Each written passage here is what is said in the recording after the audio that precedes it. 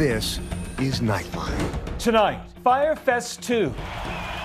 Is it for real? I have an important Fyre update. The infamous original, marketed as ultra luxury, delivered an epic fail. I am stranded in the Bahamas. Now just weeks away from his controversial comeback, organizers say they're working on it, but the venue and the artist lineup remain in question. Let's try and buy a ticket for Fyre Festival 2. What they say you'll get for that $1.1 million package. Plus, celebrity weight loss. Because you know I'm all about that bass, no trouble. From All About That Bass singer Meghan Trainor to comedian Jim Gaffigan. They'll just go up to my wife and ask, "Is Jim okay?" The pros and cons of going public about weight loss drugs. We've often looked at weight as a simple factor of moral choice, but really weight is so much more complex than that. Is the pressure to be thin doing even more damage? You represented body positivity, and now some women are saying it's kind of a cop-out. Plus, Madonna and Elton ending a decades-long feud. The two simple words the "Don't Go Breaking My Heart" singer said to mend fences. From ABC News headquarters in New York, this is Nightline. Good evening. Thank you for joining us. Tonight, the original Fyre Festival was a disaster of epic proportion, leaving many attendees stranded and the organizers headed to prison. Now, with Fyre Fest 2 just weeks away, this event is big on promises, but short on details. Here's ABC's chief investigative correspondent, Aaron Katersky. Fyre Fest 2 or deja vu? We are back with the Fyre Festival controversy. Founder Billy McFarland is insisting the massive music show will go on. Mexican officials say the festival won't take place in Playa del Carmen in May. Echoes of anger and frustration as new controversy hits the embattled music festival. With just weeks until Fyre 2, some worry what was billed as a redemption story for the original concert weekend could be headed down the same path. The 2017 event on a private island billed as a once-in-a-lifetime experience turned disaster. What is this? Who can forget the waterlogged tents, the fights over toilet paper, and of course, those cheese sandwiches? And right now, it's not clear where or even if the massive music show sequel will happen. I can't wait for the documentary, Fyre Fest 2.0, because we... But despite the rumors and doubts, Fyre Fest founder and convicted fraudster Billy McFarland took to Instagram to say the show will go on. I have an important Fyre update. Whether Fyre Festival 2 is happening or isn't obviously depends on who you ask. Either way, as we found out, organizers are happy to take your money. Let's try and buy a ticket for Fyre Festival 2. Tickets range from about $1,400 all the way up to the VIP bundle at $1.1 million. The Prometheus package gets you 4 days, fight pit, and a curated itinerary of Fyre experiences. We want to see for ourselves if Fyre Festival 2 would live up to McFarland's hype or whether it would flame out like the first one. For $1.1 million, I could live like the gods of Fyre. $25,000 gets me to embrace the unknown alongside some of the most fascinating people in the world. I don't know that I want to do that for $25,000. Well, $1,400 looks like the cheapest. They have boat docking, so if I decide to go by yacht, I'll know where to park. The order went through, but we've received no information, and there's no customer service number to call, only an email address. Pretty much the only thing we know about Fyre Festival 2 is how much the tickets cost, because there really haven't been any artists announced yet. My family says I'm insane. My friend group thinks it's pretty cool, though. I don't want to jump to any conclusions and start freaking my mom out going to Mexico, for random festivals. 20-year-old Asa Maker and his friend, 21-year-old Teo Lebordenek, know how lucky they are. The pair scored free tickets to Fyre 2 after Asa's little brother reached out to McFarland himself. They're still waiting on details, too, like where to book their flights. I want to be fully confident that when I arrive in Mexico that there is a festival that I can attend. There's a lot of uncertainties. The issues this time around appear to be all about location. Originally, the weekend festival was billed for May 30th to June 2nd at Isla Mujeres, Mexico, near Cancun. Only problem, the town's tourist board denied any knowledge of the festival, telling The Guardian, "For us, this is an event that does not exist." What's going to happen? Because we've been here before and it led to a sham. The question is this sham 2.0? So organizers announced Fyre 2 would actually be held a couple hours south in Playa del Carmen. Except now, officials there are denying involvement too. McFarland fired back on social media, posting these supposed tourism and environmental permits on Instagram, along with what he says are receipts of payment to the government of Playa del Carmen. McFarland wrote, "Fyre has been working directly with the government of Playa del Carmen and their officials since March 5th, 2025 to ensure a safe and successful event. All media reports suggesting our team has not been working with the government of PDC are simply inaccurate and based on misinformation." McFarland, who served prison time for fraud over the first Fyre Festival, had promised there would be an announcement by now about performers and celebrities. If you and your friends want to ATV through the jungle with the Super Bowl champion, if you want to swim with the sharks with a pop star, or if you want to learn MMA on the beach with a UFC champion, DM me and I will personally help you and your friends get set up. So far, the only act announced is former football star turned rapper Antonio Brown, who famously ended his sports career strangely walking off the field without a shirt. 8 years ago, the original Fyre Fest was supposed to be the hottest event of the year. An ultra-luxurious music festival set on a remote island in the Bahamas, with luxury accommodations, gourmet food, and top musical artists like Migos, Major Lazer, and Blink-182. Models and influencers like Kendall Jenner promoting it online, Bella Hadid and Emily Ratajkowski posting on white sand beaches, and Instagram fantasy come to life, posts they later deleted. A lot of people ultimately want to live like a baller. You know, they want to have a taste of this rich and famous lifestyle that people very quickly wanted to sign up to get a similar experience. But Fyre Festival quickly went up in flames. Oh, Jesus! The massive failure even chronicled in dueling documentaries on Netflix and Hulu. There were a few different vendors who dropped out. For everybody, this is a red flag. Turning comments off entirely so that you wouldn't have 3,000 people saying, "Hey, I don't have my flight information." In 2017, a $100 million class action lawsuit on behalf of attendees and festival workers was filed against McFarland. It has since been settled. McFarland was charged with defrauding investors out of $27 million. He ultimately pleaded guilty to 2 counts of wire fraud in 2018, and he served nearly 4 of his 6-year sentence in federal prison. He spoke to my colleague Michael Strahan in 2022 after his release. A lot of people consider you to be the ultimate con man. What do you consider yourself to be? I was wrong. So I messed up, and I was so driven by this desperate desire to prove people right. I had these early investors, backers, employees, and I think I was just so insecure that I thought the only way to prove myself to them was to succeed. And that led me down just this terrible path of bad decisions. The judge called you a, quote, serial fraudster whose fraud, just like a circle, has no end. Has your fraud ended?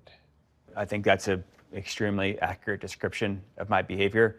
And I think this time around, it truly is more important to me to build trust and relationship than any long-term ideas of success.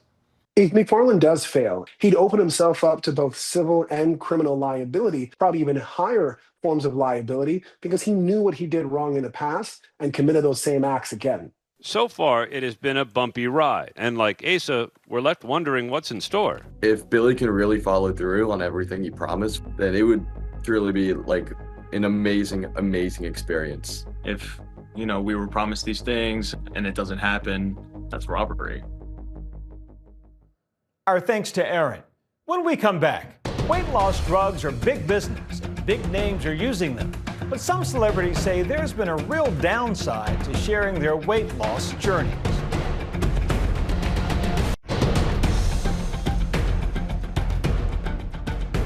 Welcome back. For those struggling with obesity, weight loss drugs have offered hope and often dramatic results. But some celebrities face backlash after going public with their stories. Some fans arguing it's undoing decades of progress. Here's ABC's Deborah Roberts. I'm all about that bass. Superstar singer Meghan Trainor is best known for her song All About That Bass, an anthem for body positivity and acceptance. But now, some critics online are asking if a now slimmed down Meghan is singing a different tune. Back again with a realistic Target haul.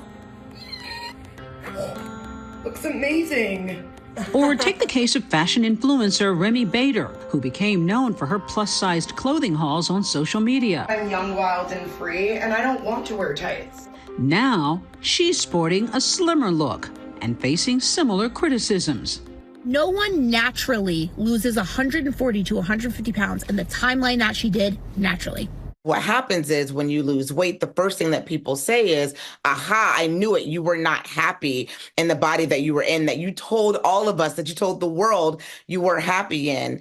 And I don't know if that's entirely fair because we really don't know everyone's background story. Meghan posting about her health journey on Instagram, writing in part she's worked with a dietitian and trainer. And yes, I used science and support, shout out to Mounjaro, to help me after my second pregnancy. And I'm so glad I did because I feel great.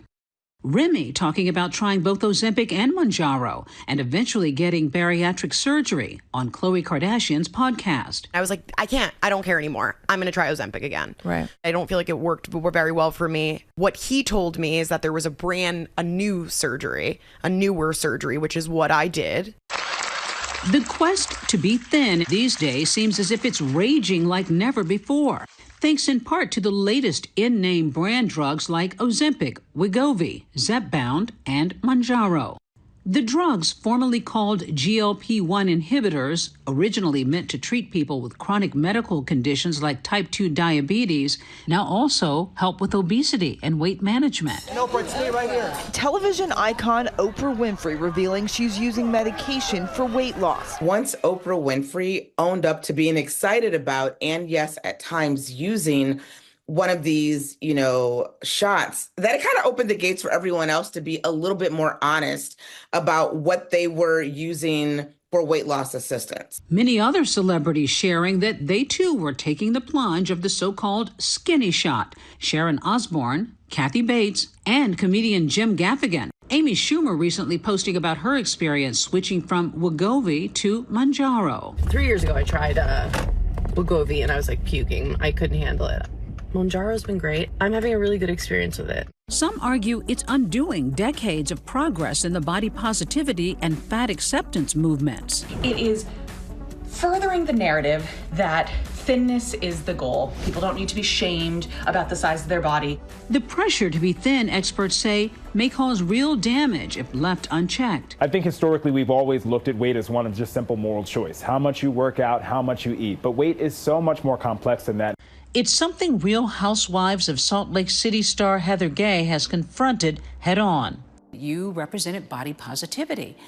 And now some women are saying it's kind of a cop-out. Yeah. Like I've sold out. I've given up the banner of, relatable. Accept yourself, love yourself. And it's disappointing to sad to know that body positivity was all a big lie. Because it's better to not be overweight. She says she got heat online for what many have called the so-called Ozempic look, saggy facial skin and gaunt cheeks, the product of rapid weight loss, which doesn't necessarily just happen with weight loss drugs alone. Everyone I knew was taking these GLP-1 medications, losing weight, and just bragging about how great it was and magical. One of your co-stars on the show made a joke about your designer outfit. Do you think it's a fake? I do. I've never seen a corset in like a size 14. Oh! Have you? Pretty cutting. Yeah, cutting, but I've been called worse than size 14 Gucci. I mean, I've been called a manatee, I've been called Shrek. Well, welcome to Beauty Lab and Laser. This is the med spa where we say all the best, no BS. After talking to her doctor, Gay says she took her first dose of semaglutide, the active ingredient in Ozempic. I didn't want to show up at another party and see all of my friends 20 pounds thinner and just be resentful. So there was almost a pressure there to try it. Absolutely. A pressure and also just maybe a last hope, She says she's treated differently now, better, both on screen and off. What did people start to say? You look great, you look thin, what are you doing? Are you on Ozempic? I started to feel seen for the first time. Even after being on television, writing a New York Times bestselling book for the first time, I was being valued by my castmates, by the public, in a way that I had never been valued before. And that felt to me sad. Unfortunately, when we're dealing with obesity, often there is an overlay of mental health disorders or maybe some issues with disordered eating may emerge. There also may be issues with body dysmorphia. Additionally, these drugs can have serious side effects. Nausea, vomiting, abdominal discomfort, but there are also some risks that might bring you to the hospital. For example, an increased risk of pancreatitis. This is why it's so important to have conversations with a trained professional who knows how to use these medications. Some saying the societal pressure to be thin is leading many to take these medications off-label, even when it's not medically necessary. I am very adamant to not prescribe these medications in people that are solely using these for aesthetic purposes. There's been a more than 930% increase in patients getting prescription semaglutide in the past 4 years. After losing close to 30 pounds, Heather Gay saying there's a lesson in all of this, not just for her, but also for her daughters. It is a very nuanced razor's edge because I don't want to lie to them and say it doesn't matter. What matters is on the inside, but it does matter. That's a tough message. It's a tough message, and I don't know how to deliver it to them. I have beautiful, vibrant, empowered daughters, and I would hate for them to think that their value is limited to their dress size. Since that interview, I spoke with Heather again when her book, Good Time Girl, was published. I feel like body positivity wasn't a lie for me. I mean, it changed my life. It allowed me to be on TV. It gave me this chance. I've apologized for my body my entire life, and I kind of write about it in the book that I would rather just have body neutrality, you know? I loved myself heavy. I love myself now. It's a journey, and that changed the way I saw who I was. Our thanks to Deborah. When we come back. Sorry seems to be the hardest word. He once wrote, sorry seems to be the hardest word, but Elton John seems to have had a change of heart. How he and Madonna settled their long-standing beef.